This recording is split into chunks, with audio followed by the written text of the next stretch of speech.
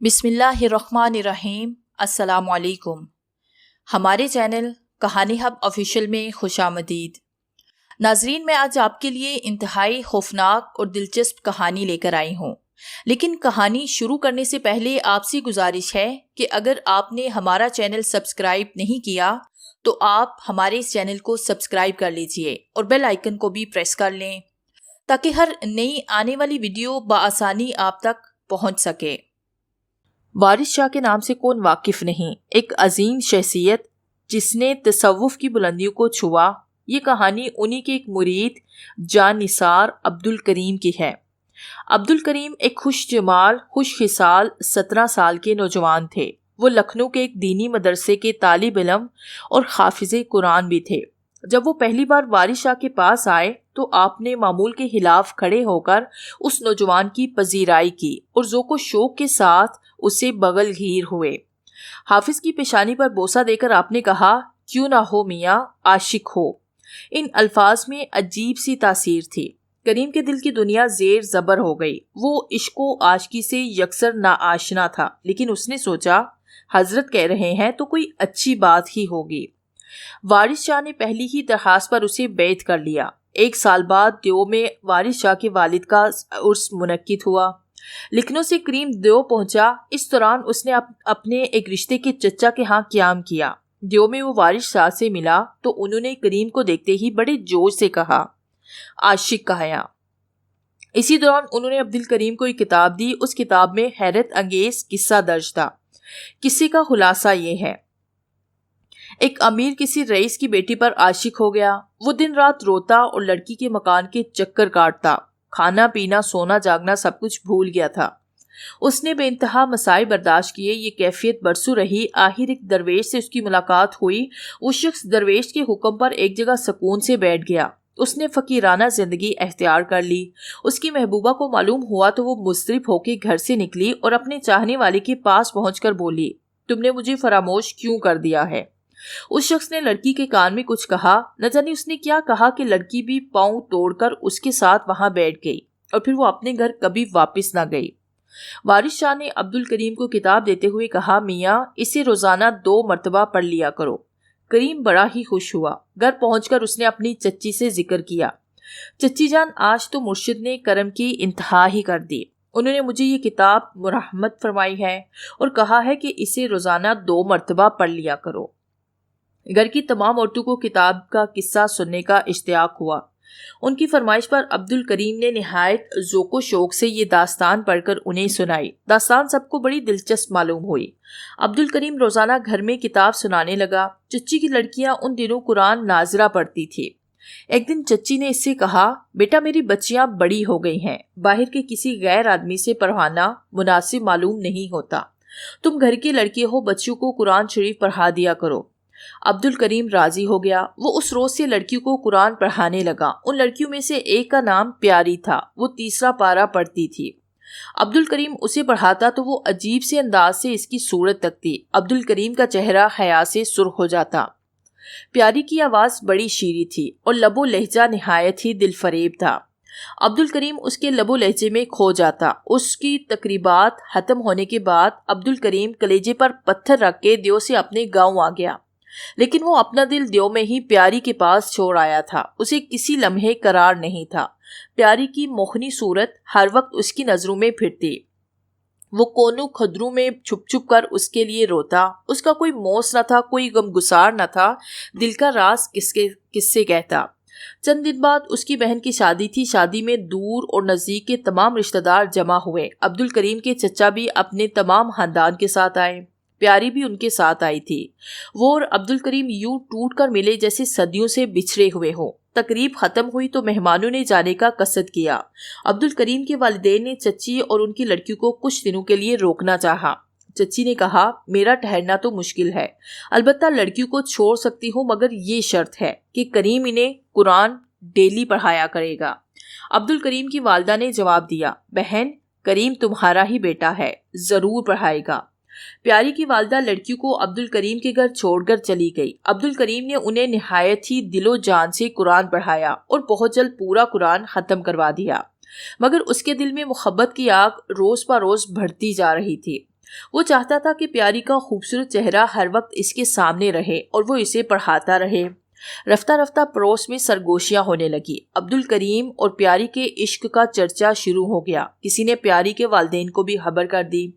چنانچہ ایک دن یکایک سواری لے کر وہ دروازے پر آ گئی۔ پیاری اور اس کی بہنوں کو رخصت کرنے کے لیے ڈولیوں میں بٹھا دیا گیا۔ عبدالکریم کی حالت نہایت ہی خراب تھی۔ اس کی آنکھوں سے آنسو جاری تھے اور چہرہ فرقت کے جوش سے تپ رہا تھا۔ دیکھتے ہی دیکھتے پیاری کی حالت بھی خراب ہونے لگی۔ اندیشہ ہوا کہ لڑکی کا دم نہ نکل جائے، چنانچہ چند لمحوں کے لیے عبدالکریم اور پیاری کو اثر نو بات کرنے کی اجازت دے دی گئی۔ پیاری نے عبدالکریم سے صرف اتنا پوچھا، آپ دیو کب آئیں گے؟ عبدالکریم نے بے قراری سے جواب دیا، تم پہنچو، میں پیچھے پیچھے آتا ہوں۔ عبدالکریم کا اپنے گھر میں وقت گزارنا عذاب ہو گیا تھا۔ پھر صبح صبح اندھیرے ہی میں اس نے ہاتھ منہ دھوئے اور ناشتہ کیے بغیر بڑا گاؤں سے پیدل دیو روانہ ہو گیا۔ وہ گھنٹوں بھوکا پیاسا چلتا رہا، اس نے کہیں دم نہ لیا۔ آخر دوپہر کے وقت وہ اپنی چچی کے گھر پہنچ گیا۔ عبدالکریم نے پیاری کو رخصت کرتے وقت سمجھا دیا تھا کہ قرآن ختم ہونے کا ذکر اپنی والدہ سے ہرگز نہ کرنا، بلکہ کہنا ابھی کچھ سپارے باقی ہیں۔ لہٰذا پیاری نے اپنی ماں سے کہا، اماں حافظ بھائی سے کہیے کہ جتنا قرآن باقی رہ گیا ہے وہ ختم کروا دے۔ پیاری کی والدہ بولی، بیٹی یہ کیسے ممکن ہے؟ عبدالکریم کا ہمارے ہاں رہنا دشوار ہے اور روزانہ بڑا گاؤں سے دیو آنا اس سے بھی زیادہ دشوار ہے۔ عبدالکریم وہی موجود تھا۔ اس نے کہا، چچی جان آپ فکر نہ کیجیے، میں بڑا گاؤں سے روز آ کے پڑھا دیا کروں گا۔ چچی کہنے لگی، بیٹا یہ تو ٹھیک ہے لیکن لوگوں کی زبانیں کون پکڑے گا؟ عبدالکریم نے چچی کے قدموں پر سر رکھ دیا۔ ہمیں لوگوں سے کیا مطلب ہے چچی جان، ہمارے دل اور ہماری نیتیں تو صاف ہیں۔ عبدالکریم روزانہ عصر کے بعد بڑے گاؤں سے چلتا اور 8-9 بجے رات تک چچا کے گھر پہنچ جاتا۔ 2 گھنٹے تک وہ پیاری کو قرآن پڑھاتا اور 11 بجے رات کو دیو سے چلتا اور صبح کی نماز بڑا گاؤں میں ادا کرتا۔ یہ سلسلہ 2-2.5 برس تک جاری رہا۔ رفتہ رفتہ دیو میں بھی اس کی آمد و رفت کے متعلق چہ مگوئیاں ہونے لگی۔ آس پاس کی عورتوں نے پیاری کی والدہ سے کہا، عبدالکریم روزانہ بلا ناغہ رات کے وقت تمہارے گھر آتا ہے، کیا تم لوگوں کی عقلوں پر پتھر پڑ گئے ہیں؟ پیاری کے والد جہانگیر میں ملازم تھے۔ مخبروں نے ان کے کان بھر دیے۔ وہ سخت تیش میں وہاں سے دیو آئے۔ انہوں نے اپنی بیوی کو نہایت برا بلا کہا اور پھر کہا کہ خبردار عبدالکریم اب اس گھر میں ہرگز نہ آئے۔ اگر وہ یہاں آیا تو سمجھ لینا مجھ سے برا کوئی بھی نہ ہوگا۔ عبدالکریم رات کے 9 بجے وہاں پہنچا۔ اس نے دستک دی، چچی دروازے پر آئی۔ انہوں نے کریم سے صاف کہہ دیا، میاں تمہیں گھر میں آنے کی اجازت نہیں، فوراً چلے جاؤ اور آئندہ ادھر کا رخ نہ کرنا۔ عبدالکریم سکتے میں رہ گیا۔ اس نے کوئی جواب نہ دیا۔ اسی وقت پیاری ایک کتاب دینے کے بہانے دروازے پر آ گئی۔ چچی نے اسے ڈانٹا لیکن وہ رو کر کہنے لگی، حافظ بھائی سے ایک ضروری بات کرنی ہے۔ اس کی والدہ مکان میں چلی گئی۔ پیاری نے جہانگیر آباد سے والد کی آمد کا ذکر کیا اور بتایا، انہوں نے صاف طور پہ حکم دیا ہے کہ آئندہ تمہیں گھر میں نہ آنے دیا جائے۔ چند لمحوں تک وہ حسرت سے اس کا منہ تکتی رہی، پھر بولی، دیکھو میں تمہیں ایک تدبیر بتاتی ہوں۔ تم جانتے ہو گھر کے سب لوگوں کا خیال ہے کہ اس بالا خانے پر جن رہتے ہیں۔ اگر تم آئندہ مجھے دیکھنا چاہو تو رات کے وقت جن بن کے آ جایا کرو، مگر اس کام میں بہت احتیاط کی ضرورت ہے۔ اگر کسی کو شک ہو گیا تو میرے منہ میں خاک، تمہاری جان کی خیر نہیں۔ عبدالکریم نے کہا، پیاری اب جان کی پرواہ کسے ہے، جان تو ہم ہتھیلی پر لیے ہوئے ہیں۔ مکان کے اندر سے چچی نے ڈانٹ کر پیاری کو بلایا۔ عبدالکریم نے اسے تسلی دی اور کہا کہ تم غم نہ کرنا، میں سب انتظام کر کے 2-3 دن میں آؤں گا۔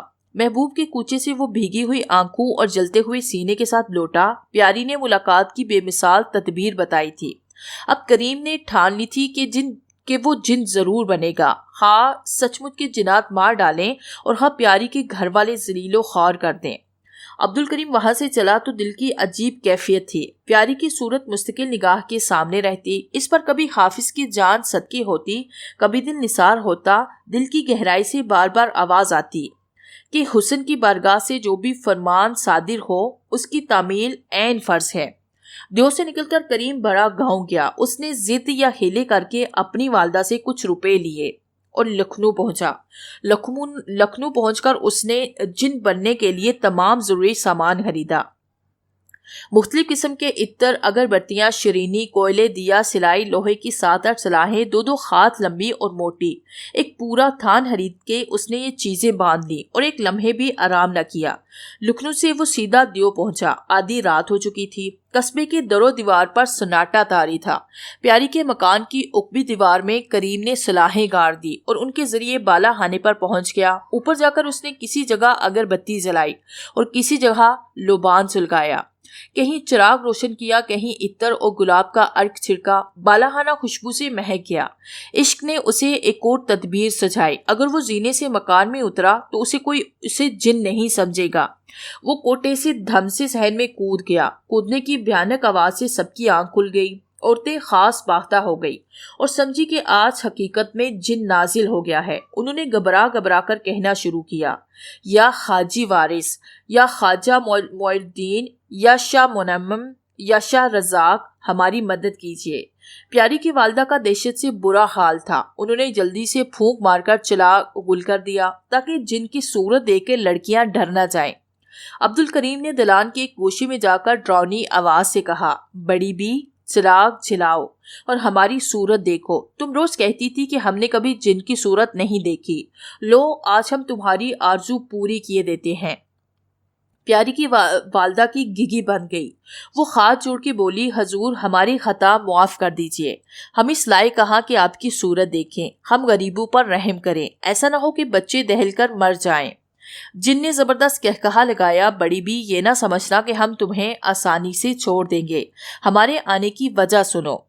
عبد الکریم یہاں آتا تھا، تمہاری لڑکی سے قرآن پڑھتی تھی، ہم بھی اس کی تلاوت شوق سے سنتے تھے، اب کیا وجہ ہے کہ 3 دن ہو گئے تلاوت کی آواز نہیں آئی؟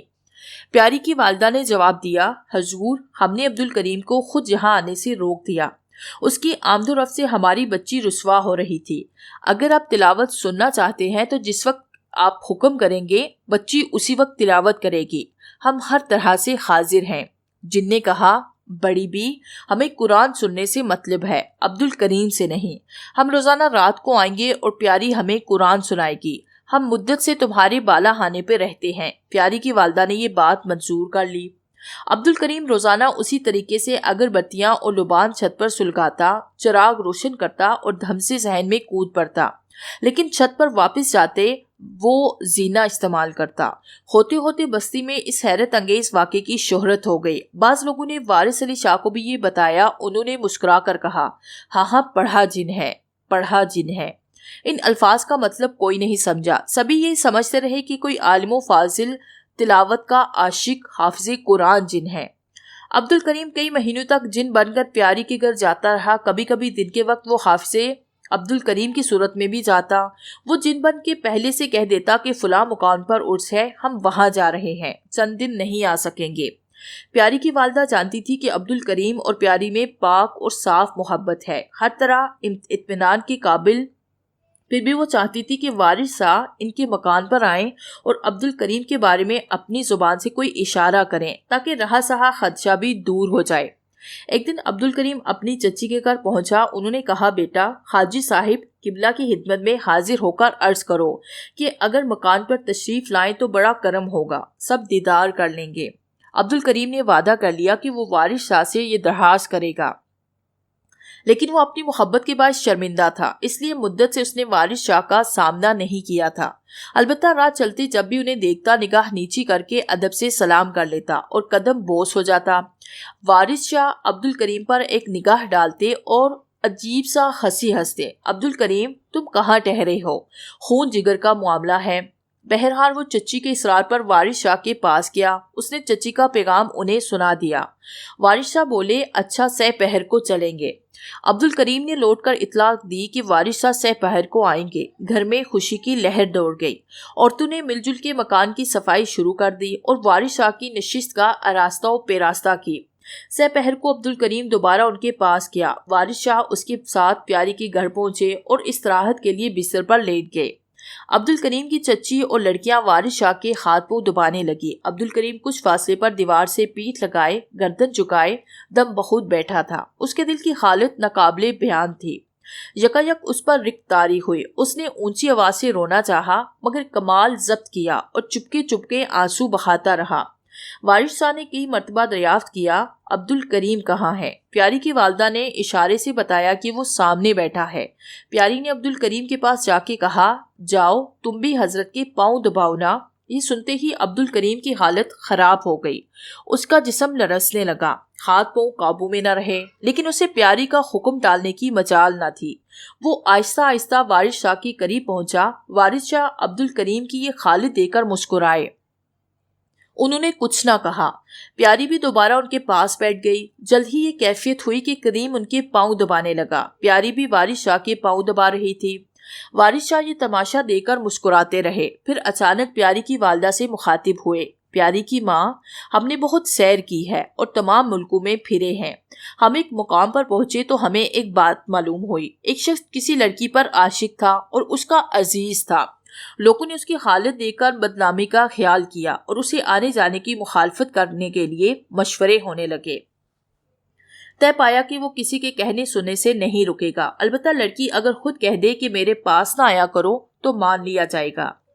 لڑکی کے عزیزوں نے لڑکی کو سمجھایا بجھایا اور مجبور کیا کہ اسے آنے جانے سے منع کر دے۔ چنانچہ وہ آیا تو لڑکی نے دل پر جبر کر کے کہا، اب یہاں نہ آیا کرو۔ عاشق نے کہا، کیا سچ کہتی ہو؟ میں نہ آیا کروں؟ اس نے 3 مرتبہ اس سوال کی تکرار کی۔ جیسے ہی تیسری مرتبہ لڑکی نے نہ آنے کے لیے کہا، عاشق کی روح اس کے قالب سے پرواز کر گئی اور ادھر اس کی جان نکلی، ادھر لڑکی بھی جان بحق تسلیم ہو گئی۔ یہ قصہ سنانے کے بعد انہوں نے ایک لمحے توقف کیا، پھر کہا، سنو، پاک عشق میں خدا مدد کرتا ہے۔ یہ کہہ کے وہ اٹھ بیٹھے۔ انہوں نے پہلے پیاری کی پیٹھ پر پھر کریم کی پیٹھ پر ایک گونسا رسید کیا۔ اس واقعے کے بعد چچی کی بدگمانی جاتی رہی۔ وہ کریم کی خاطر مطارد کرنے لگی۔ کریم کی آمد و رفت دوبارہ کثرت سے شروع ہو گئی، لیکن جیسا کہ دنیا کا قاعدہ ہے، لوگوں نے پھر طرح طرح کی افواہیں گرم کرنا شروع کر دی۔ کریم نے احتیاطاً آنا جانا کم کر دیا، مگر وہ رات کو جن بن کر روزانہ وہاں جاتا تھا۔ ایک رات جن کے بحروب میں پیاری سے باتیں کرتے ہوئے اس نے کہا کہ میں لکھنؤ جا رہا ہوں، تمہیں کچھ منگوانا ہو تو بتا دو، لیتا آؤں گا۔ پیاری نے کہا، میرے لیے عقیق پتھر کی ایک تسبیح لیتے آنا۔ کریم کا خیال تھا کہ گھر والے سو رہے ہیں، لیکن اس کی چچی جاگ رہی تھی۔ انہوں نے جن کی باتیں سن لی اور یہ سمجھی کہ کریم نے عمل وغیرہ پڑھ کے پالا خانے کے جن اپنے قبضے میں کر لیے ہیں اور ان کی مدد سے خود جن بن کر یہاں آتا ہے۔ انہیں یقین ہو گیا کہ یہ ضرور کریم ہی ہے، مگر انہوں نے کریم سے کبھی اس کا اظہار نہ کیا۔ کریم کو جن بن کر آتے 3-4 مہینے گزر گئے تھے۔ ایک دن دوپہر کو عبد الکریم آیا۔ چچی نے اس سے پیاری کا پردہ کروایا اور اسے کسی طرح کریم کے سامنے نہیں آنے دیا۔ کریم نے گھر کے اندر سے پیاری کے رونے کی آواز سنی، وہ مضطرب ہو گیا۔ اچانک پیاری روتی ہوئی آئی اور کریم کے سامنے کھڑی ہو گئی۔ اس کی بڑی بہن نے کہا، پیاری، اماں جان نے تمہیں باہر آنے سے منع کیا تھا، پھر تم کیوں آئی؟ پیاری نے جواب دیا، اماں جان کی یہ بات عقل کے خلاف ہے۔ کریم رشتے میں میرے بھائی ہیں اور انہوں نے مجھے قرآن شریف بھی پڑھایا ہے۔ تمام بستی جانتی ہے کہ ان سے میرا پردہ کبھی بھی نہیں تھا۔ اب اگر میں نے پردہ کیا تو لوگ کیا کہیں گے؟ اس میں میری بدنامی ہے یا نہیں؟ میں پوچھتی ہوں، آخر پردے کی وجہ کیا ہے؟ لڑکیاں دم بخود رہ گئی۔ کریم کو نہ جانے کیا خیال آیا، وہ فوراً اٹھ گیا اور جانے لگا۔ چچی نے اسے روکنے کی بڑی کوشش کی، مگر وہ نہ رکا۔ وہ بہت بدخواص تھا، قدم رکھتا کہیں تھا، قدم پڑتا کہیں تھا۔ وہ بڑا گاؤں کی طرف روانہ ہوا، مگر آدھے راستے سے پلٹ کر پھر دیو آ گیا اور پیاری کے گھر پہنچا۔ اندر سناٹا تھا۔ پیاری ایک طرف بیٹھی رو رہی تھی۔ کریم نے اس کی بہنوں سے پوچھا، یہ کیوں رو رہی ہے؟ انہوں نے بتایا، آپ کے جانے کے بعد اماں نے اسے پردے سے باہر آنے کی وجہ سے خوب مارا، مگر وہ برابر یہی کہتی رہی کہ میں کریم بائی سے پردہ نہیں کروں گی۔ اس واقعے نے کریم کی طبیعت پر ایک اور تازیانے کا کام کیا۔ رات ہوئی تو وہ حسب معمول جن بن کر بالا خانے پر گیا اور صحن میں کود پڑا۔ پیاری کی والدہ کو سخت تعجب ہوا کہ کل تو یہ کہہ کر گیا تھا کہ ہم خواجہ کے عرس میں اجمیر شریف جا رہے ہیں، آج کیسے آ گئے؟ انہوں نے آواز دے کر کہا، حضور، کیا عرس میں تشریف نہیں لے گئے؟ جن نے ڈپٹ کر کہا، بی بی، پہلے یہ بتاؤ کہ تم نے کریم سے پیاری کا پردہ کیوں کروایا اور پیاری کو کیوں مارا؟ ہمیں خبر ہو گئی ہے، اس لیے ہم واپس آ گئے۔ ہمیں تمہاری گستاخی سے بہت دکھ ہوا۔ کریم ہم سے جو بھی خدمت لے گا، ہم اس کی بجا آوری کے لیے تیار ہیں۔ پیاری کی والدہ متوش ہو گئی۔ وہ خطا معاف کروانے کے لیے جن کی منتیں کرنے لگی، مگر جن نے ان کی ایک نہ سنے۔ اس نے کہا، ہم اس وقت تو جا رہے ہیں، مگر بہت جلد تمہیں اس حرکت کا مزہ ضرور چکھائیں گے۔ دوسرے دن کریم دن کے وقت دیو آیا اور رشتے کے ایک ماموں کے ہاں ٹھہر گیا۔ رمضان کا مہینہ تھا۔ پیاری کی والدہ کو خبر ہوئی تو جنات کی ناراضگی کے خیال سے وحشت ہونے لگی کہ کوئی مصیبت نازل نہ ہو جائے۔ ویسے بھی جن دھمکی دے کر گیا تھا، چنانچہ انہوں نے اپنے گھر کی ملازمہ کو کئی بار بھیجا کہ جس طرح بھی ممکن ہو وہ عبد الکریم کو لے کر آئے، لیکن کریم ٹس سے مس نہ ہوا۔ روزہ کھولنے کے لیے ممانی نے بھی کریم کے لیے افطاری تیار کی اور پیاری کی والدہ نے بھی بھیجی۔ کریم نے خیال کیا کہ چچی کی افطاری میں پیاری کے ہاتھ لگے ہوں گے۔ اس نے وہی افطاری کھائی اور چچی کو پریشان کرنے کے لیے ممانی والی افطاری میں سے کچھ چیزیں اٹھا کر ان کی بھیجی ہوئی افطاری میں شامل کر دی۔ چچی کے گھر کی ملازمہ برتن لینے آئی تو ساری چیزیں اسی طرح موجود تھی۔ چچی یہ دیکھ کر اور خاص بات ہوئی کہ کریم نے افطاری واپس کر دی۔ رات کو پھر چچی نے ملازمہ کو روانہ کیا کہ کریم کو لے کر آؤ، مگر کریم نہیں گیا۔ آخر چچی خود آئی اور زبردستی اسے ساتھ لے گئی۔ انہوں نے پیاری کو بلانے کے لیے کریم کے پاس بٹھایا اور کہا، پیاری، کریم بھائی کو کھانا کھلاؤ۔ پیاری ایک خوبصورت سینے میں کھانا لے آئی۔ کریم کھانا کھانے لگا۔ اچانک چچی کے خاص بگڑنے لگے۔ نہ جانے کہ ان کی حالت پاگلوں جیسی ہو گئی۔ لکڑی، جوتا، ڈنڈا، جو کچھ بھی ہاتھ میں آیا اٹھا کر وہ سب کو مارنے لگی، لیکن کریم اور پیاری کو انہوں نے کچھ نہ کہا۔ پھر اسی وحشت کے عالم میں کنویں میں گرنے کے لیے وہ دوڑی۔ سب نے مل کر انہیں پکڑ لیا۔ یہ کیفیت لہجہ بہ لہجہ بڑھتی رہی اور 12 بجے رات تک قائم رہی۔ ماں کی یہ مجنونانہ حالت دیکھ کر بڑی پیاری کا بڑا برا حال تھا۔ وہ کریم کے پاؤں پکڑ کر کہنے لگی، اماں پر تم نے تو کچھ نہیں کر دیا؟ کریم نے جواب دیا، میں نے کچھ نہیں کیا، شاید ان کے دل کی حرارت سے ایسا ہوا ہے۔ یہ کہہ کر کریم مردانے میں آ گیا۔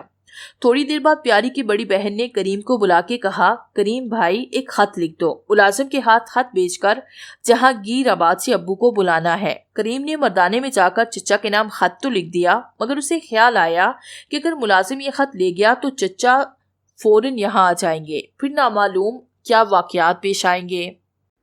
کریم نے گھر کے ملازم عظمت کو بلایا اور الگ لے جا کر اس سے کہا، عظمت، تم کچھ بھی جانتے ہو کہ یہ کیا قصہ ہے اور ایسا کیوں ہوا؟ عظمت نے جواب دیا، کریم میاں، مجھے سب معلوم ہے۔ اب اپنی چچا سے ناراض ہو گئے ہیں، اسی وجہ سے ان کی یہ حالت ہو رہی ہے۔ اب جب تک وہ آپ کو منا نہیں لیں گے اسی آفت میں پھنسی رہیں گی۔ آپ کے قبضے میں جن ہے، وہ جن انہیں پریشان کیے ہوئے ہیں۔ یہ سن کر کریم کو خوشی ہوئی، یہ آدمی بھی جنات کا قائل تو نکلا۔ کریم نے عظمت سے کہا، میں جنات کو شام سے سمجھا رہا ہوں مگر وہ میری ایک بھی نہیں سنتے۔ اب مجھے تمہاری فکر لگی ہے اور خوف ستا رہا ہے کہ ادھر تم خط لے کر جاؤ گے، ادھر جنات تمہیں گھیر لیں گے۔ عظمت کا چہرہ دہشت سے پیلا پڑ گیا۔ وہ گھبرا کر بولا، نہ میاں نہ، اب تو یہ لوگ لاکھوں کا لالچ بھی دیں گے تو میں خط لے کر نہیں جاؤں گا۔ کریم نے کہا، اگر انکار کرو گے تو نوکری سے انکار مل جائے گا۔ اس نے جواب دیا، مجھے نوکری کی پرواہ نہیں ہے، جان ہے تو جہان ہے۔ کریم کہنے لگا، میں تمہیں ایک تدبیر بتاتا ہوں، اگر اس پر عمل کرو گے تو نوکری بھی سلامت رہے گی اور تم جہانگیر آباد جانے سے بھی بچ جاؤ گے۔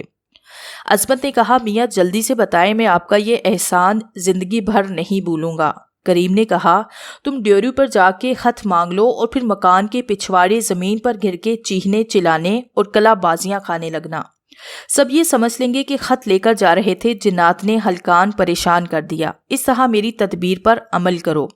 عظمت نے کہا، میں ابھی آپ کے حکم کی تعمیل کرتا ہوں۔ وہ فوراً ڈیوری پر پہنچا۔ اس نے پیاری کی بڑی بہن سے خط لیا اور روانہ ہو گیا۔ تھوڑی دور جا کر اس نے اپنی پگڑی، لاٹھی اور جوتے سب کچھ پھینک دیا اور زمین پر گر کے مرغ بسمل کی طرح تڑپنے لگا۔ 12 بجے رات کا وقت ہوگا۔ ایک میراثی پڑوس میں رہتا تھا، اس نے عظمت کا گل گپارا سنا تو اٹھ کے باہر نکلا۔ عظمت بہت برے حال میں زمین پر لوٹ رہا تھا۔ میراثی نے پوچھا، ارے عظمت، تمہیں کیا ہوا ہے؟ عظمت نے اٹھ کر اس کے گال پر زور سے ایک تماچا رسید کیا۔ میراثی کا منہ سرخ ہو گیا۔ وہ خوفزدہ ہو کر بھاگا اور مکان پر پہنچ کر چیخنے چلانے لگا۔ کریم چادر اوڑے ہوئے بستر پر لیٹا تھا۔ چچی کی طبیعت سنبھالنے کے لیے طرح طرح کی تدبیریں کر رہے تھے۔ میراثی کا شور سن کے وہ باہر نکلے۔ انہوں نے پوچھا، کیا معاملہ ہے؟ میراثی نے بھرائی ہوئی آواز میں کہا۔ میاں جلدی سے باہر جا کر دیکھیں، عظمت کو نہ جانے کیا ہو گیا ہے۔ وہ عظمت کے قریب پہنچے۔ دہشت سے ان کے بھی رونگٹے کھڑے ہو گئے۔ کہنے لگے، افسوس، گھر میں صرف ایک مرد نوکر تھا، اس کی بھی یہ حالت ہو گئی۔ اندر عورتوں کی حالت الگ خراب ہے۔ یہ کریم کا بچہ ابھی نہ جانے اور کیا کیا گل کھلائے گا، اسی نے گھر بھر کو پریشان کر رکھا ہے۔ وہ کریم کے پلنگ کے پاس گئے اور اسے اٹھا کر بولے، بھائی ہماری خطائیں معاف کر دو، کیا تم کوئی اور خون کرواؤ گے جاگے؟ عورتیں کیا بے پردہ ہو جائیں جب خوش ہوگے تم؟ کریم نے کہا، جناب آپ مجھے کیوں ملامت کر رہے ہیں؟ میں نے کیا کیا ہے؟ وہ کہنے لگی، یہ سب آفتیں تمہاری وجہ سے آئی ہیں۔ اتنے میں عظمت نے ڈیوری میں آ کر آواز لگائی، دیکھو میاں، اگر تم نے کریم کے خلاف کوئی بھی بات کی تو اچھا نہیں ہوگا۔ پیاری کی والدہ کے خاص کچھ بحال ہو چکے تھے۔ عظمت کی آواز سن کر وہ لجاجت سے بولی، کریم کی مرضی کے خلاف اب کوئی بات بھی نہیں ہوگی، وہ جیسا کہیں گے کروں گی۔ صبح کریم بڑا گاؤں جانے کے لیے تیار ہو گیا۔ رشتے کے عزیز بھی اس کے ساتھ نکلے۔ راستے میں انہوں نے مشورہ دیا کہ کریم میاں، میں جہانگیر آباد جا رہا ہوں، تم بھی میرے ساتھ چلو۔ میں رات کے واقعے کا ذکر پیاری کے والد سے کروں گا اور ان پر زور ڈالوں گا کہ وہ پیاری کی شادی تمہارے ساتھ کر دیں، ورنہ ان کی رسوائی تو ہوگی ہی، کسی کا خون بھی ہو جائے گا۔ کریم بیچارہ شامت کا مارا ان کے ساتھ جہانگیر آباد پہنچا۔ انہوں نے ساری داستان خوب نمک مرچ لگا کر پیاری کے والد کو سنائی اور آخر میں کہا، کریم کے قبضے میں 2 جن ہیں، سوچ لیجئے، اگر آپ نے پیاری کا نکاح کریم سے نہ کیا تو وہ جن پورے کا پورا گھر برباد کر کے رکھ دیں گے۔ پیاری کے والد غیظ و غضب سے چلائے، خواہ کچھ ہو جائے، گھر سلامت رہے یا پھر اجڑ جائے، میں پیاری کی شادی کریم سے ہرگز بھی نہیں کروں گا۔ وہ تیز سے کریم کے قریب آ گئے۔ میاں، 2 جن تم نے اپنے قبضے میں کر لیے ہیں، خدائی پر قابض کر لیا ہے، سارے گھر کو رات سے پریشان کر رکھا ہے۔ میں اسی وقت دیو جاتا ہوں اور دیکھتا ہوں کہ تمہارے جن میرا کیا بگاڑ لیں گے۔ کریم نے بے پرواہی سے جواب دیا، جناب اب وہاں جانے کی زحمت کیوں کرتے ہیں؟ جن تو ہر وقت میرے ساتھ رہتے ہیں، جی چاہے تو ابھی تماشا دیکھ لیں۔ ان کے عزیز کا رنگ فک ہو گیا۔ وہ جلدی سے کہنے لگے، کریم میاں، کیا یہاں بھی آبرو کے خواہاں ہو؟ کچھ تو ہوش سے کام لو۔ کریم نے کہا، میری اس میں کیا خطا ہے؟ چچا جان خود جنوں کا مقابلہ کرنا چاہتے ہیں۔ جن اس وقت بھی میرے ساتھ ہیں اور اپنی موجودگی ثابت کرنے کے لیے بے چین ہو رہے ہیں۔ میں نے انہیں بہت مشکل سے روک رکھا ہے۔ ان عزیز نے کریم کے چچا سے کہا، بھائی جان آپ بھی غصہ تھوک دیجئے، کریم آپ کا بھتیجا ہے، کوئی غیر نہیں، یہ جو کچھ عرض کرے اطمینان سے سن لیجئے۔ چچا تھوڑی دیر خاموش رہے، پھر کریم سے کہنے لگے، اس وقت مجھے معاف رکھو، غور و خوض کے لیے وقت دو، 3 دن بعد مجھ سے ملنا۔ کریم نے سلام کیا اور جہانگیر آباد سے بڑا گاؤں آیا تو تیسرے دن وہ وہاں پہنچا۔ چچا کا مکان رشتہ داروں سے بھرا ہوا تھا۔ سب نے کریم کو دیکھا مگر کسی نے اسے کوئی بات نہ کی۔ کریم نے مایوس ہو کر واپسی کا راستہ لیا۔ اتفاق سے پیاری کے پھوپھا بھی بڑے گاؤں جا رہے تھے، وہ کریم کے ہمراہ ہو لیے۔ جہانگیر آباد سے نکل کر انہوں نے کہا، کریم میاں، بڑے افسوس اور دکھ کی بات ہے کہ تمہاری وجہ سے ایک خون ہو جائے گا۔ کریم نے وحشت سے پوچھا، یہ آپ کیا فرما رہے ہیں پھوپھا جان؟ کیسا خون؟ انہوں نے کہا، پیاری کے والد اور چچا کو معلوم ہو گیا ہے کہ تم دونوں طالب و مطلوب ہو۔ خود سوچو، شرفاء میں سے زیادہ قابل شرافت کون سی ہوگی؟ اسی وجہ سے پیاری کے والد نے عزیزوں کو جمع کیا تھا۔ سب نے انہیں مشورہ دیا ہے کہ عزت بچانی ہے تو پیاری کی جان لے لیں۔ اگر انہوں نے اسے مار ڈالا میاں تو تمہیں بھی جان دینی چاہیے، تم اس کے بغیر زندہ رہ کر کیا کرو گے؟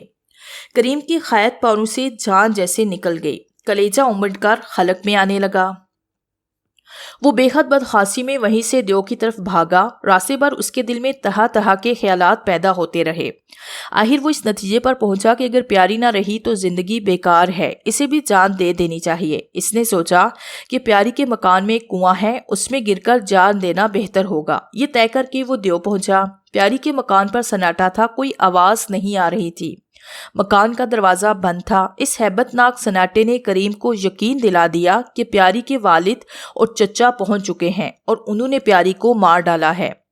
کریم مجنونانہ انداز میں مکان کا طواف کرنے لگا۔ پھر اس نے زور زور سے آوازیں لگائیں، لیکن نہ دروازہ کھلا نہ کھڑکی سے کوئی جھانکا۔ کریم پریشانی میں شاہ کے سجادہ نشین کے پاس گیا اور فرش پر گر کر تڑپنے لگا۔ انہوں نے خدام کو حکم دیا کہ کریم کو اٹھا کر حمام میں لے جاؤ اور اس کے جسم پر اچھی طرح سے پانی ڈالو۔ خدام نے حکم کی تعمیل کی۔ کریم کو دیر تک نہلایا گیا، پھر کپڑے پہنائے گئے اور عطر لگا کے سجادہ نشین کے سامنے لے جایا گیا۔ کریم کو کسی پل چین نہ تھا۔ یک بارگی وہ مچل کے پھر پیاری کے مکان کی جانب روانہ ہو گیا۔ رمضان کا مہینہ تھا، کریم روزے سے تھا۔ افطار میں زیادہ دیر نہ تھی، کریم پیاری کے مکان پر پہنچا۔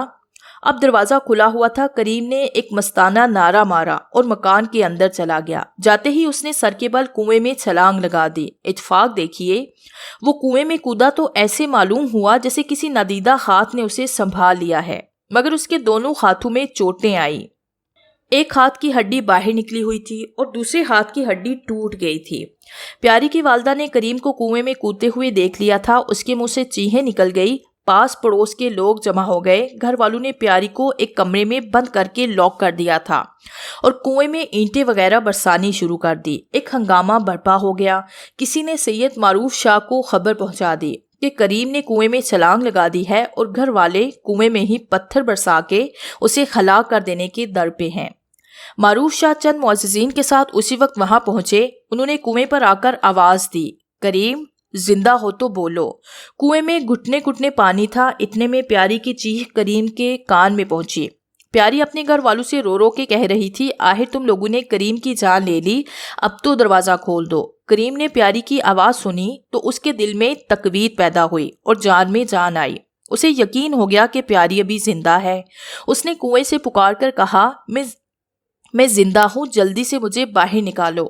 معروف شاہ کے حکم پر ایک کھٹولا رسی سے باندھ کر کنویں میں لٹکایا گیا۔ اس طرح کریم باہر نکلتے ہی اس نے دل و جگر کی تمام تر گہرائی سے نعرہ لگایا، مزہ ہے پیاری کا۔ یہی نعرہ لگاتے ہوئے وہ معروف شاہ کے ساتھ ان کے مکان پر آ گیا۔ خدام نے اسے پھٹکری ڈال کے دودھ پلایا۔ اس کے خاص کچھ بحال ہوئے، لیکن یہ نعرہ اس نے بار بار جاری رکھا۔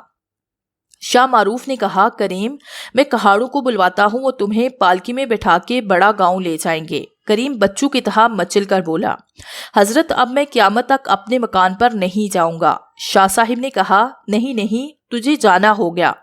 تو جانتا نہیں کہ پیاری کے والد اور دوسرے عزیز تیری جان لینے پر تلے ہوئے ہیں، نہ جانے تیرے ساتھ کیا سانحہ پیش آ جائے۔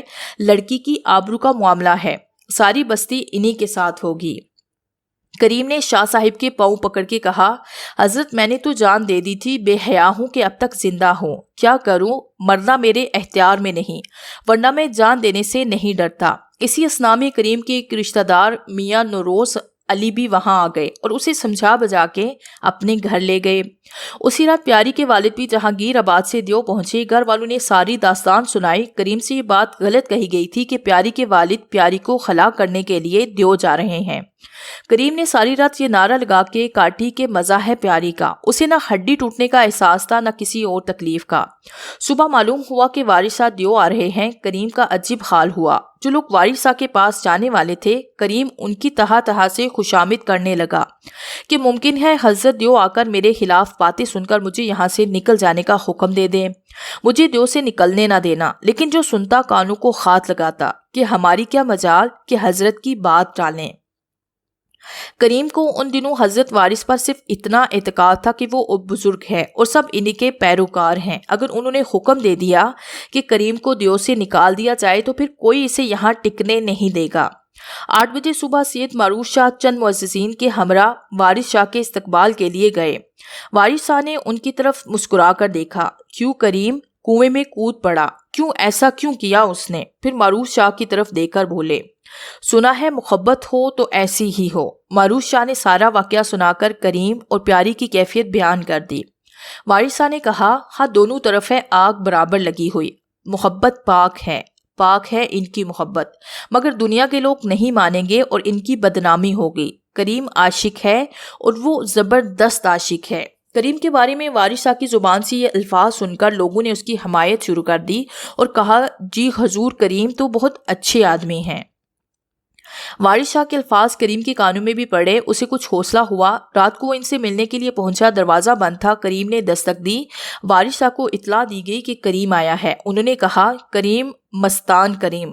کریم وہی کپڑے پہنے ہوئے تھا جو کنویں میں چوٹ لگنے سے خون آلود ہو گئے تھے۔ وارث شاہ نے دروازہ کھولا، کریم نے ان کے قدم چومے۔ وارث شاہ بولے، کریم تم سے ضبط نہیں ہوا، کنویں میں پھاند پڑے، کون سا ہاتھ ٹوٹا؟ انہوں نے دفعتاً کریم کا ہاتھ پکڑ کر ایک جھٹکا دیا، ٹوٹی ہوئی ہڈی اسی وقت جڑ گئی۔ وارث شاہ نے کہا، کریم وہ لوگ تمہارے دشمن ہو گئے ہیں، آئندہ ان کے گھر نہ جانا۔ کریم نے دل میں کہا، وہاں تو ضرور جاؤں گا، کیوں نہیں جاؤں گا، میں تو ضرور جاؤں گا۔ یہ خیال اس کے دل میں آیا تھا کہ وارث شاہ نے پھر تنبیہ کی، دیکھو ہرگز نہ جانا، وہ لوگ تمہیں مار ڈالیں گے۔ کریم ان سے رخصت ہو کر گھر سے باہر آیا۔ عشق کا جن اس کے سر پر سوار تھا، کوئی بات ذہن میں نہیں آئی تھی، بس اسی وقت بے تاب ہو کر وہ پیاری کے مکان تک آ گیا اور اندر گھس گیا۔ عورتوں اور مردوں نے پکڑ کر اسے خوب مارا پیٹا اور پوری طرح سے لہو لہان کر کے باہر نکال دیا۔ کریم پاگلوں کی طرح بستی کے گلی کوچوں میں صدا لگاتا پھرا، مزہ ہے پیاری کا۔ ہنستا حال، بھوکا پیاسا اور دھاڑی مونچھیں بڑھی ہوئی، اسے کسی بات کا بھی ہوش نہیں تھا۔ پیاری کے والدین نے اپنے دروازے پر پہرا لگا دیا تاکہ کریم دوبارہ نہ آ سکے۔ پیاری کی حفاظت کے لیے بھی عورتیں مقرر کر دی گئی۔ ایک دن کریم جس میں ہی یہ صدا لگاتا ہوا مکان کے گرد پھر رہا تھا۔ پیاری کوٹھے پر چڑھ آئی، اس کے پیچھے پیچھے چند عورتیں بھی تھیں۔ انہوں نے پیاری کو پکڑا اور گھسیٹتی ہوئی نیچے لے گئی۔ اسی وقت مکان کا وہ زینہ گرا دیا گیا۔ کریم کی زبان پر دن رات پیاری کے نام کی رٹ تھی۔ لڑکے بالے سے چھیڑ چھاڑ کرتے، کوئی پتھر اور کوئی چپت رسید کر کے بھاگ جاتا، کسی کا جی چاہتا تو دور ہی سے پتھر پھینک مارتا۔ نوبت یہاں تک آ گئی کہ کریم گلی گلی پٹنے لگا۔ ایک دن پیاری کے مکان کے گرد طواف کرتے ہوئے وہ یہی صدا لگا رہا تھا، مزہ ہے پیاری کا، کہ پیاری کی والدہ اور دوسری عورتیں حضرت وارث شاہ کے پاس گئی اور بولی، حضور کریم ہمیں بدنام کرتا ہوا پھرتا ہے اور ہماری بچی کا نام سرے عام لیتا ہے۔ وارث شاہ نے کہا، اگر ایسی بات ہے تو ہم اسے دیو سے نکال دیں گے۔ انہوں نے اپنے خادم نور محمد شاہ سے کہا، جاؤ اور اسی وقت کریم کو پکڑ کر لاؤ۔ نور محمد شاہ نے کریم سے مل کر سارا واقعہ بیان کیا۔ کریم ایک لمبا چھڑا ہاتھ میں لے کر وارث شاہ کے دروازے پر جا بیٹھا۔ اس نے طے کر لیا تھا کہ اگر وہ اسے نکال جانے کا حکم دیں گے تو وہ ان کے سامنے اپنے سینے میں چھڑا کھونپ لے گا۔ وارث شاہ نے کریم کی حالت دیکھ کر خاموشی اختیار کی اور کوئی ایسی بات نہ کہی جس سے کریم مایوس ہوتا۔ ایک دن کسی نے کریم سے مذاق میں کہہ دیا کہ میاں پتنگ اڑا کر پیاری کے مکان کی چھت پر گرا دیا کرو، پھر پتنگ لینے کے بہانے مکان میں گھس جایا کرو، شاید اسی بہانے تمہیں تمہاری پیاری کا دیدار نصیب ہو جایا کرے۔ کریم نے یہی کیا، وہ پتنگ اڑا کر مکان میں گرا دیتا، پھر خود دوڑ کے اندر چلا جاتا کہ ہماری پتنگ گری ہے، واپس تو، لیکن وہاں سے وہ پٹ پٹا کر نکلتا۔ اسے دن میں کئی مرتبہ اس طرح زود و کوب کیا جاتا۔ ایک دن وارث شاہ کو خبر ہوئی تو انہوں نے کریم کو بلا کر کہا، تم پتنگ ہمارے کوٹھے پر گرایا کرو۔ کریم نے پتنگ اڑانی ہی چھوڑ دی، مگر پیاری کا پیار روز بہ روز بڑھتا ہی چلا گیا، یہاں تک کہ اسے دنیا و مافیہ کی خبر نہ رہی۔ 3 سال اسی کیفیت میں گزر گئے۔ کبھی وارث شاہ اسے بلا کر اس کا حال دیکھ لیتے اور مسکرا دیتے۔ ایک دن انہوں نے کہا، کریم تم ہماری صورت دیکھا کرو۔ کریم نے کہا، حضور دنیا میں پیاری سے زیادہ کوئی ہے ہی نہیں، دیکھوں کسے؟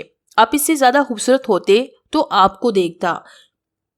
وارث شاہ ہنس پڑے۔ انہوں نے کریم کو گلے لگا کر کہا، عاشق کے سوا کسی کو یہ جرت نہیں ہو سکتی۔ ایک بار وارث شاہ فتح پور میں مستقیم شاہ کے مقام میں بیٹھے تھے، کریم بھی ان کے ساتھ تھا۔ فتح پور کے ایک بزرگ شاہ نذیر علی وارث شاہ سے ملنے کے لیے آئے۔ وہ بڑی دیر تک ٹکٹکی باندھ کے کریم کی صورت دیکھتے رہے۔ وارث شاہ نے کریم سے کہا، کریم آج دیو میں عجیب واقعہ ہوا، ماں بیٹی میں خوب تکرار ہوئی، وہ لڑکی تمام گھر کو پریشان کیے ہوئے ہے۔ کریم بے قرار ہو گیا۔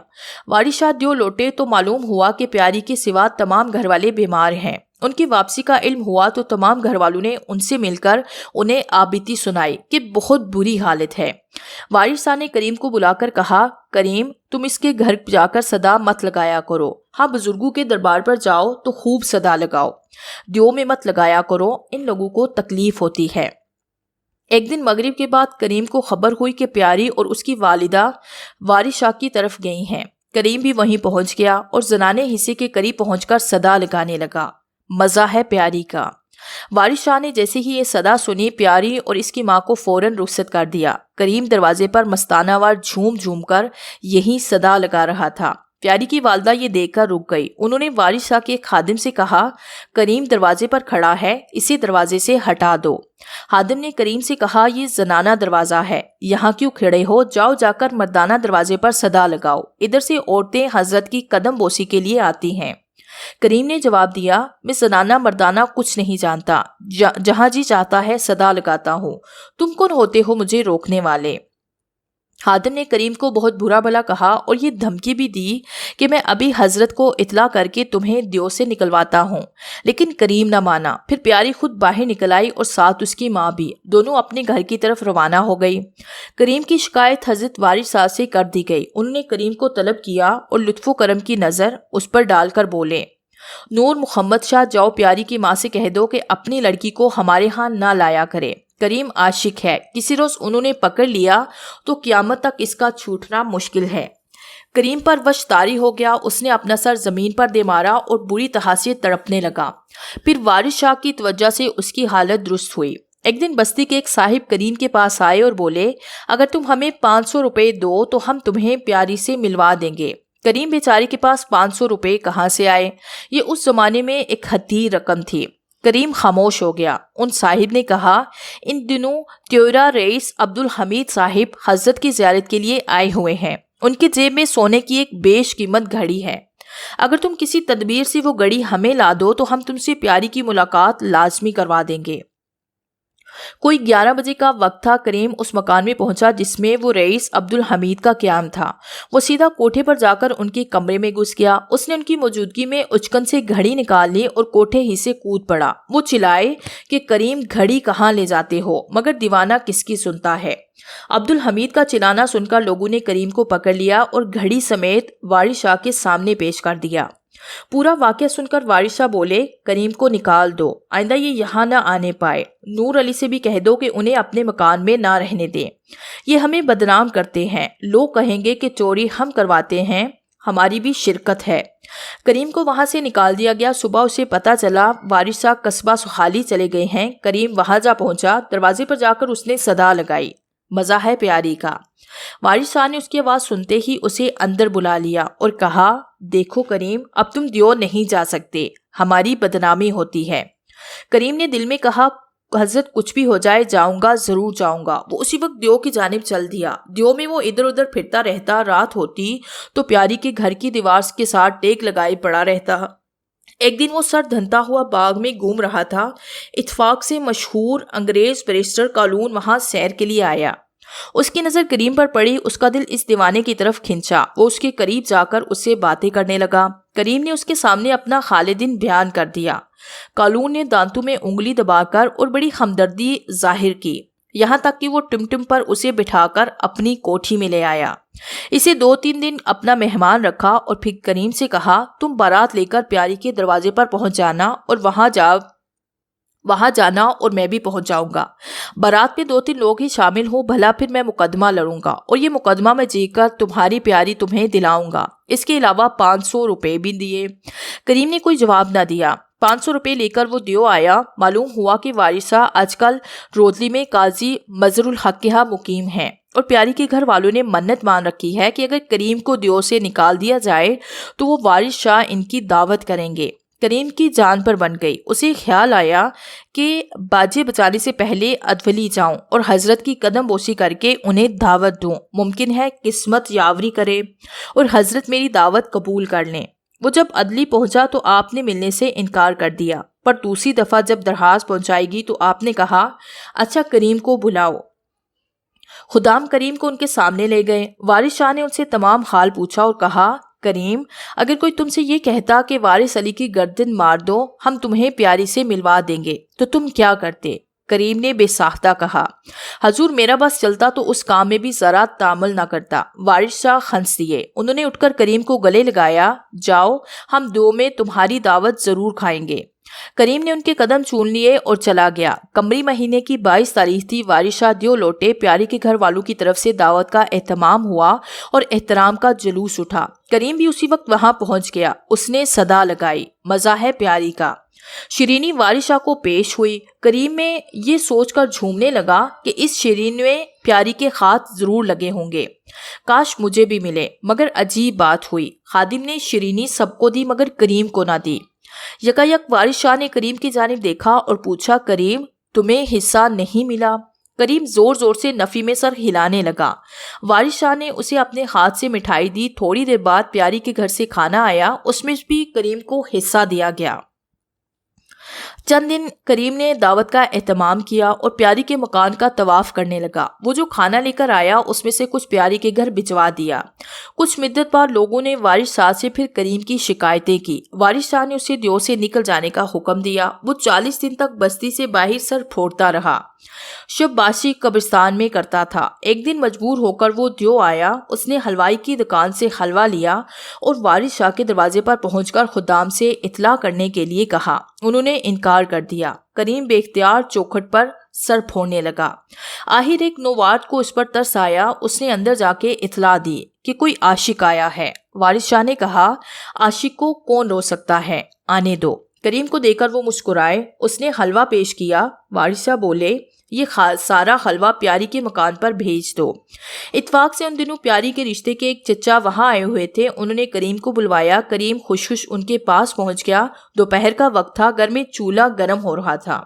انہوں نے کریم کو سمجھایا کہ پیاری کا نام لینا چھوڑ دو اور دیو سے ہمیشہ کے لیے چلے جاؤ۔ کریم نے جوش میں آ کر نعرہ لگایا، مزہ ہے پیاری کا۔ نعرہ سن کر وہ بڑے تلملائے۔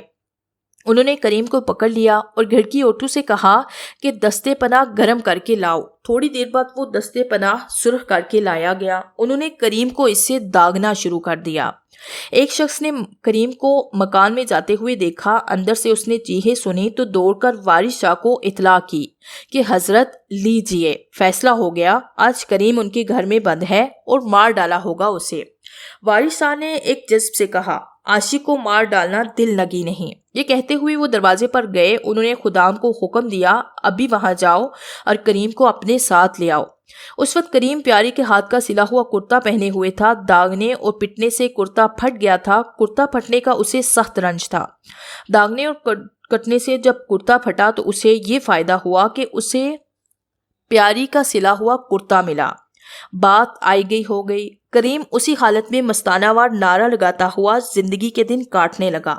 برسات کے موسم میں موسلادھار بارش ہو رہی تھی۔ وارث شاہ فتح پور سہورا میں تھے۔ کریم کو وہیں طلب کر کے انہوں نے حکم دیا کہ تم بہرائچ جاؤ اور کل آ کے ہم سے فتح پور میں ملنا۔ کریم اسی وقت بہرائچ پہنچا اور سید سالار کے مزار پر جا کے بیٹھ گیا۔ اس پر غفلت طاری ہونے لگی۔ اسی حالت میں اس نے دیکھا کہ وہ بڑے گاؤں پر اپنے گھر میں بیٹھا ہے۔ وارث شاہ آئے ہیں اور بولے، کریم اگر تم ہماری دعوت کرو تو تمہیں پیاری مل جائے گی۔ دن پیر اور تاریخ 11 ہوگی۔ اب ہم دیو جا رہے ہیں، تم بھی ہمارے ساتھ چلو۔ خواب میں وہ دیو پہنچا۔ وہاں شاہ کی دربار میں گیا۔ مزار کا تعویذ غائب تھا اور شاہ اپنے مزار کے باہر بیٹھے ہوئے تلاوت کر رہے تھے۔ جیسے ہی کریم پر ان کی نظر پڑی، انہوں نے قرآن بند کر کے کریم کی طرف توجہ کی۔ کریم نے ان کا ہاتھ تھامے کے اشتیاق سے پوچھا، حضور یہ فرمائیے کہ مجھے پیاری کب ملے گی؟ شاہ صاحب نے کہا، جب ہمارے مزار پر چادر چڑھاؤ گے۔ یہ کہہ کر انہوں نے کریم کو رخصت ہونے کا اشارہ کیا اور قرآن کھول کے دوبارہ تلاوت میں مصروف ہو گئے۔ وہ اٹھ کر باہر آیا۔ ایک اجنبی شخص آگے بڑھا۔ اس نے کریم کے ہاتھ میں ایک تھیلی دی اور یہ کہہ کر چلا گیا کہ اس میں 300 روپے ہیں۔ بعد میں کریم نے اس اجنبی کو بڑا تلاش کیا مگر اسے دوبارہ نہ دیکھ سکا۔ وہاں سے کریم پیدل روانہ ہو گیا۔ دوسرے دن فتح پور پہنچا۔ چاند رات تھی۔ اس نے حساب لگایا تو پیر کے دن 11ویں تاریخ پڑ رہی تھی۔ وہ وارث شاہ کے پاس پہنچ گیا اور بولا، حضرت 11 تاریخ کو پیر کے دن آپ کی دعوت ہے۔ وارث شاہ بولے، جمعے والے دن کر دینا۔ کریم نے کہا، حضور نے خود پیر کا دن مقرر فرمایا ہے۔ اچھا پیر ہی صحیح۔ ان سے دن تاریخ طے کر کے وہ دیو پہنچا اور شاہ صاحب کی سجادہ نشین سے اپنے خواب کا ذکر کرنے لگا۔ اس نے شاہ کی شبیہ کی تفصیل سنائی تو سجادہ نشین نے اٹھ کر اسے سینے سے چمٹا لیا اور رونے لگے۔ کریم، بے شک شاہ صاحب بالکل ایسے ہی تھے۔ 11 تاریخ آئی۔ وارث شاہ بھی دیو آ گئے۔ کریم نے ان کے پاس پہنچ کر انہیں سلام کیا۔ وارث شاہ بولے، کریم بے شک شاہ صاحب بالکل ایسے ہی تھے۔ وارث شاہ بولے، کریم شاہ منمم کے مزار پر چادر کب چڑھاؤ گے؟ کریم نے جواب دیا، حضرت ابھی جا کر چڑھاتا ہوں۔ وہ اسی وقت چادر لے کر شاہ منمن کے مزار پر گیا۔ اس نے چادر چڑھائی اور مزار سے باہر آ گیا۔ اچانک اس کا دل مچلنے لگا کہ آج گھر میں گھس کر پیاری کو پکڑ لے آئے گا، جو ہوگا دیکھا جائے گا۔ اسی مستانہ حالت میں وہ کریم شیرازی کا مطلع گنگناتا ہوا دریا کی طرف چلایا۔ راستے میں وارث شاہ کی قیام گاہ تھی، اس کے وہیں قدم رک گئے۔ اس نے سوچا کہ پہلے حضرت کی قدم بوسی کر لوں۔ دروازہ کھلا ہوا تھا، وہ بے جھجک اندر چلا گیا۔ وہاں اسے وارث شاہ دکھائی نہیں دیے، البتہ ایک اور خوشربا جلوہ نظر آیا۔ کریم کے قدم سو من کے بھاری ہو گئے، روح کھنچ کر دل میں آ گئی۔ وہ آئینے کی طرح حیرت زدہ ہو گیا۔ اس کی آنکھیں کھلی کی کھلی رہ گئی۔ کیا دیکھتا ہے کہ وہی نقشہ ہے، وہی رنگ ہے، وہی روئے زیبا ہے جس پر ہزار جان سے قربان ہونے کو جی چاہتا ہے۔ وہی پیاری ہے، گلے میں چندن ہار اور سر پر گلابی دوپٹہ اوڑھے ہوئے بسط ناز وہ مسکرا رہی تھی۔ کریم بے اختیار سر بسوچ ہو گیا۔ کچھ دیر بعد جلوہ جہاں آرا پھر دیکھنے کے لیے اس نے سر اٹھایا، مگر نہ وہ پیاری تھی نہ وہ موہنی صورت، بلکہ وارث شاہ بیٹھے ہوئے تھے۔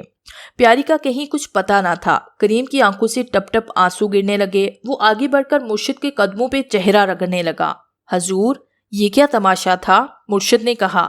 کریم، یہی صورت ہے، اسی کے ساتھ تمہارا حشر ہے، جہاں کہیں دیکھو گے یہی صورت دیکھو گے۔ ان کے الفاظ سے کریم کے دن کی دنیا پلٹ گئی۔ گزشتہ خیالات اور تصورات اس طرح فنا ہو گئے جیسے کبھی تھے ہی نہیں۔ اس کے قلب پر یہ حقیقت روشن ہو گئی کہ جو کچھ ہے یہی ہے اور یہی صورت ہے، اس کے سوا کچھ بھی نہیں۔ کریم نے دل کی مراد پائی اور وارث شاہ کی شکل میں وہی صورت دیکھی جس نے دونوں عالم سے بیگانہ اور اپنا دیوانہ کر رکھا تھا۔ ماں سوا کے ہر نقش اس کے دل سے مٹ گیا۔ اب وہی عالم افروز حسن اس کے پیش نظر تھا۔ کریم کو لوگ کریم پیاری کہنے لگے تھے۔ کریم نے یہ آخری منظر دیکھنے کے بعد پھر کبھی پیاری کے گھر کا رخ نہیں کیا۔ مرتے وقت تک نہ کبھی اس کا ذکر کیا نہ اس کی فکر۔ ہر زبان پر یہ صدا ہمیشہ رہی، مزہ ہے پیاری کا۔ وارث شاہ کے انتقال کے بعد کریم پیاری برسوں زندہ رہے۔ وہ سال میں 2 مرتبہ ان کے مزار پر نہایت اہتمام سے چادر چڑھاتے۔ اس موقع پر کریم کی حالت دل سوز منظر پیش کرتی تھی۔ سر پر چادر کی سینی رکھی ہوتی، قوالی ہوتی جاتی، آنکھیں حیرت زدہ کھلی ہوئی ہوتی، تمام جسم غیر متحرک رہتا۔ 2 آدمی سنبھالتے تھے، بالکل سناٹے اور ہیبت کا عالم ہوتا تھا۔ اسی کیفیت میں وہ مرشد کے مزار پر پہنچتے اور چادر وغیرہ چڑھا کر اسی حالت میں واپس مڑتے۔ مردے کسی شکل ہو جاتی تھی، لوگ انہیں ہوا دیتے اور عرقِ گلاب چھڑکتے۔ انہوں نے عشق کی پر اسرار منزلیں طے کر لی تھی۔